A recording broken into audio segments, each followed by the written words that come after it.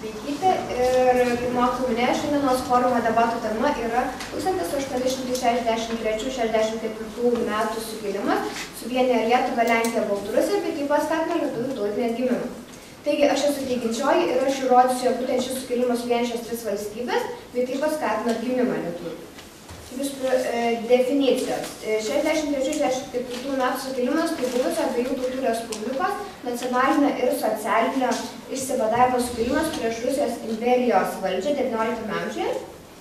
Ir laisvės kovos vyko Rusijos imperijos okupuotoje Lenkijos ir Lietuvos didžiosios kunigaikštystėse, bei jų etnografinėse dalyse Baltarusijoje ir Ukrainoje. Taigi, pirmasis argumentas yra toks. Bendri tikslai, bendri vadai bei bendra simbolika suvienijo šias tris valstybės. Yra žinoma, kad sukilimą pradėjo Lenkija 1863 metais, sausio 22 dieną, vedama Raudonųjų armijos, o tais pačiais metais tik vasario 1 dieną į kovą įsijungė Lietuva, palaikydama Lenkiją, taip pat ir Baltarusiją. Kaip nekeista, sukilimai turėjo vadus ir jie buvo bendri. Konstantinas Kalinauskas Lenkas, Zigmantas Sierakauskas Baltarusis bei Antanas Mackevičius lietuvis. Ir jie visi priklausė Lenkijos Raudonųjų armijai.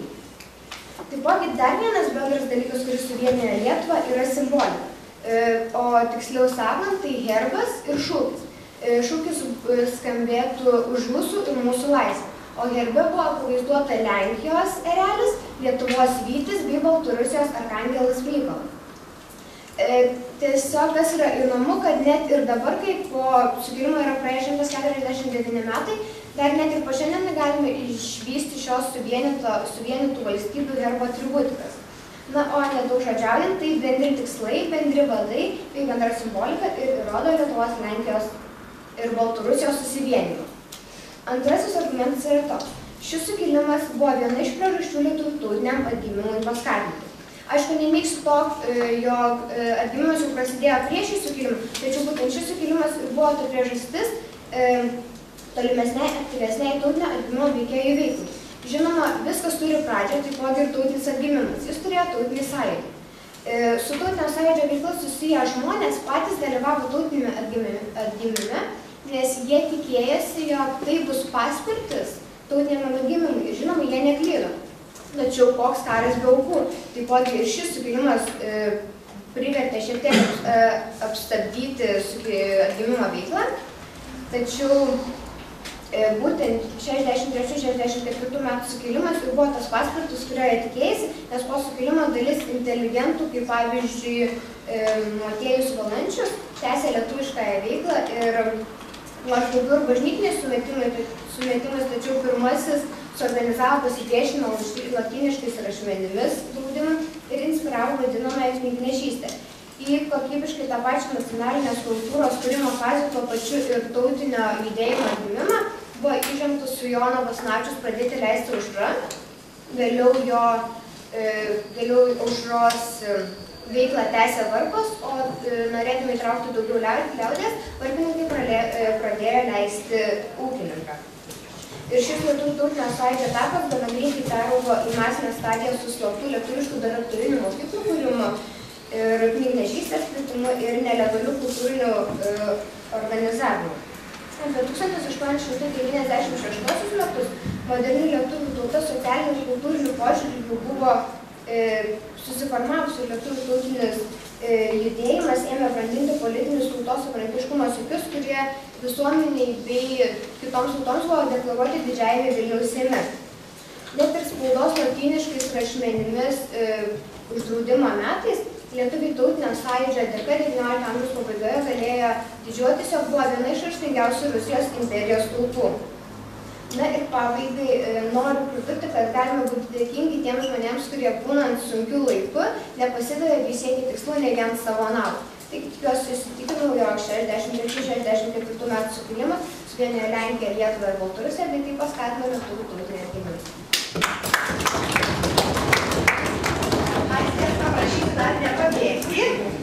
Žiūrovai turbūt turi klausimų, taigi prašom dabar paklausti. Ką norit paklausti, pasitikslinti iš aistės kalbos. Nes pagal forumo debatų taisyklės jūs turite dabar klausimą. Prašom, Dovilė. Galima argumentų.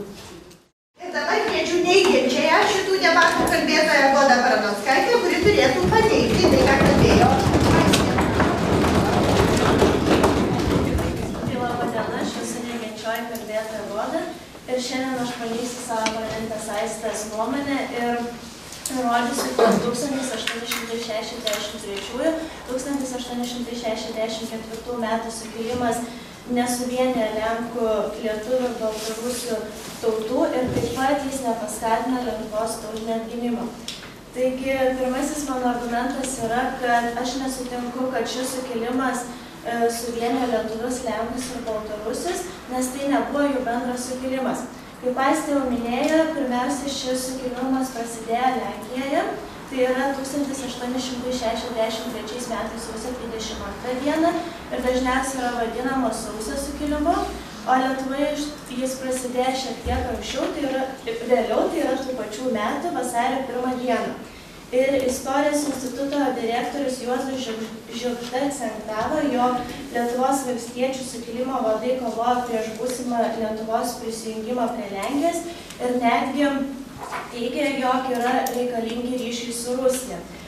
O Baltarusija, galima sakyti, šiame sukilime iš vis nedalyvavo, tik pasireiškė vienas iš jų vadų, tai yra Konstantinas Kalinauskas, tačiau jis atstovavo Baltarusiją, bet labiausia kovojo už Lenkų ir lietuvių teisės ir interesus, taigi jis tiesiog neatstovavo savo šalies ir pakanka tik pateikti Kalinausko charakteristiką esančią 10 klasės Baltarusijos vadovėlyje, kurioje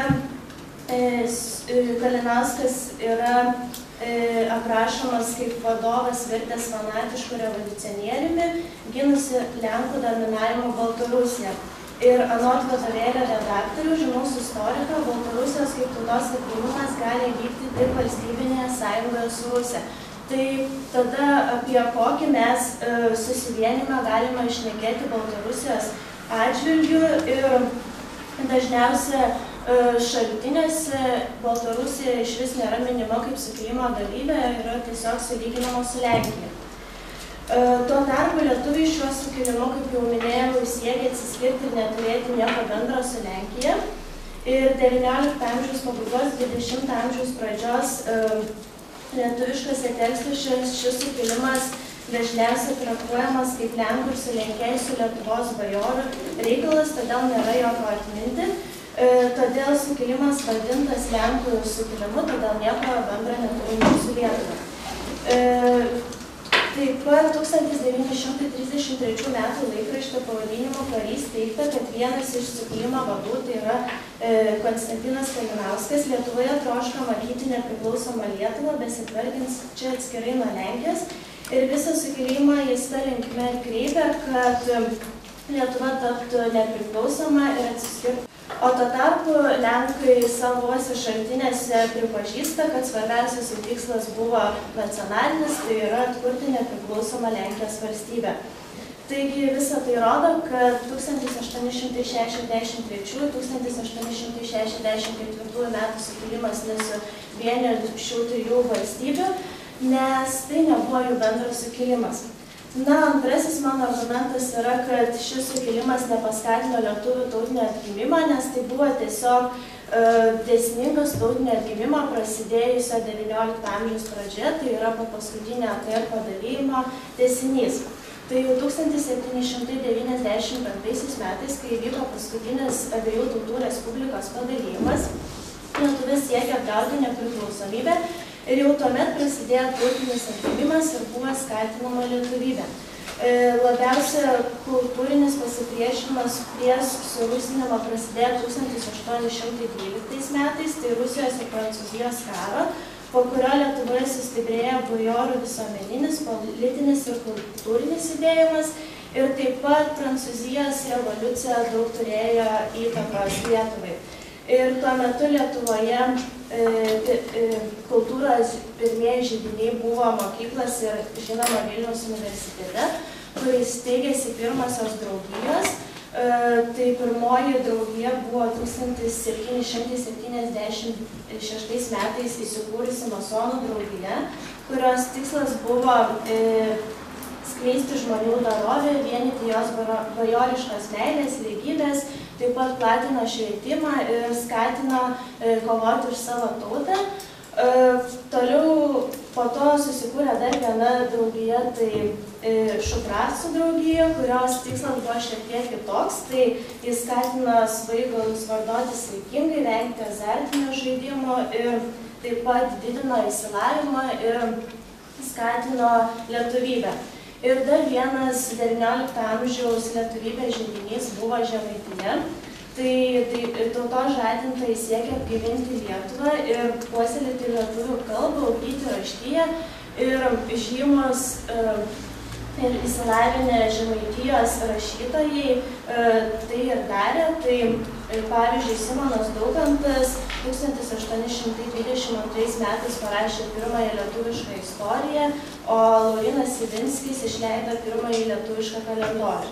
Taip pat mums gerai žinomas Motiejus Valančius šiuo laikotarpiu labai pasižymėjo, nes, kaip žinom, jis buvo laikomas Blaivybės sąjūdžio iniciatoriumi ir 1858 metais pradėjo Blaivybės judėjimą. Taip pat jis teigė lietuviškas mokyklas slaptas ir buvo knygnešių rėmėjas. Taigi mes negalime teigti, kad šis sukilimas paskatino lietuvių atgimimą, nes tai jau vyko aktyviai ir prieš šį sukilimą, tai yra žymiai anksčiau ir maždaug po paskutinio abiejų tautų respublikos padalijimo. Tai puikiai rodo, kad 19 amžiaus pradžios lietuvybės židiniai buvo Žemaitija bei Vilniaus universitetas ir mano išvardinti lietuvybės žadiniai, kuriuo tuo metu skatino tautinį atgimimą. Ir dar norėčiau vieną savo oponentės argumentą atremti, tai jie minėjo, kad Lietuva, Lenkija ir Baltarusija turėjo bendrą herbą. Tai tas herbas susideda iš 3 dalių, tiesiog Lenkija, Baltarusija ir Lietuva. Ir man tai yra, vienam yra, kaip jinai jau sakė, pavaizduoti, man tai lik atskiras Lietuvos, tada Lenkijos ir Baltarusijos herbui sudėti vieną. Tai man neparodo jų jokią bendrumą, kaip tik parodo tai, kad kiekviena tauta kovoja už savo tikslus. Ir nemanau, kad tai paskatino jų susivienijimą. Taigi savo kalbą baigiau ir manau, kad įsitikinau, kad 1863–1864 metų sukilimą negalime laikyti kaip suvienijusio lietuvių, lenkų ir Baltarusijos tautas, nes tai nebuvo jo bendras sukilimas, jų tikslai ir norai nebuvo bendri. Ir taip pat šis sukilimas nepaskatino Lietuvos tautinio atgimimo, nes tai buvo tik dėsningas tautinio atgimimo prasidėjusio žymiai anksčiau, tai yra po paskutinio ATR padalijimo tęsinys. Taigi savo kalbą baigiau, tikiuosi palaikysite mano poziciją. Ačiū. Kokie dabar bus klausimai Godai iš jūsų pusės? Prašom, klauskit. Na, prašau. Antroje argumentų galite. O dabar visi susikaupę ir tie, kas galvojate, kad laimėjo Aistė, prašom atsistoti. Tie, kas galvojate, kad laimėjo Goda, prašom atsistoti.